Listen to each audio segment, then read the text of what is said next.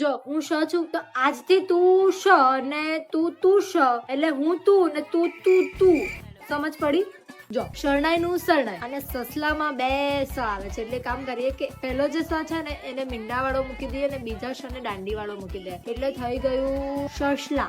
હા, આમ તો છે ને આપણે પહેલા તો શબ્દકોશ જ જોવો પડશે ને. અરે યાર, શબ્દકોશમાં જ પહેલા તો બદલવું પડશે. પહેલો શ છે ને એને સસલાનો સ કરી દઈએ અને કોશ જો તે ષટકોણ વાળો શ છે ને મીંડા વાળો શ કરી દઈએ તો થઈ ગયું શબ્દકોશ. શબ્દકોશ. મારે તો સારું જ છે ને.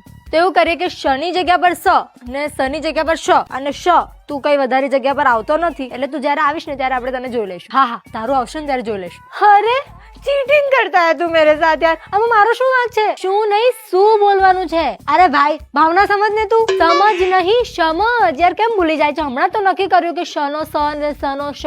અરે યાર, આ કેમ આટલું કન્ફ્યુઝિંગ છે યાર? જે છે એમ રહેવા દો ને. जिसका काम उसी को साजे, दूजा करे तो.